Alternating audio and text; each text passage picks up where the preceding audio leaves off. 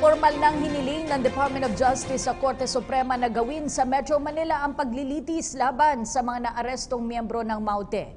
Ito ay matapos ipag-utos ng Korte na gawin sa Cagayan de Oro City Regional Trial Court ang pagdinig sa kasong may kaugnayan sa kaguluhan sa Marawi City. Hiniling rin ni Aguirre na gawing detention facility ang Special Intensive Care Area ng Camp Bagong Diwa. Wala rin umanong sapat na training ang AFP para magbigay ng tamang pamamahala sa mga bilanggo, gayon din ang pondo para sa pagkain ng mga preso. Kasabay ng paggunita sa Araw ng Kalayaan kahapon, isang underwater flag raising ceremony ang isinagawa sa Philippine Rice. Patunay ito na handa ang Pilipinas na ipaglaban ang karapatan sa mga teritoryong sakop ng bansa.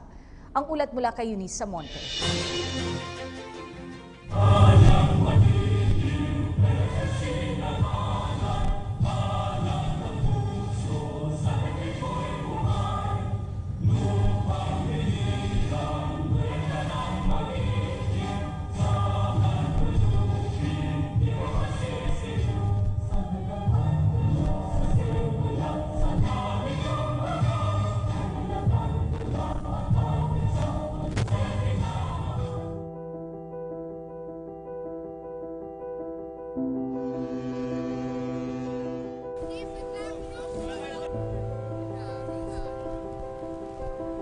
June 12, 2017, isang makasaysayang selebrasyon ng Araw ng Kalayaan dito mismo sa isa sa pinakakontrobersyal na pag-aari ng Pilipinas, ang Philippine Rice o ang dating kilala bilang Benham Rice.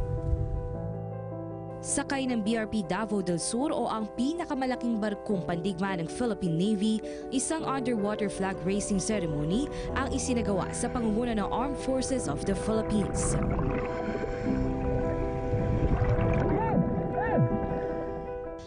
Sa ating kasaysayan, ang watawat ng Pilipinas itinayo sa Benham Rice, isang matapang na pagpapahayag na ating kalayaan at karapatan sa ating teritoryo at pagmamahal sa bansa.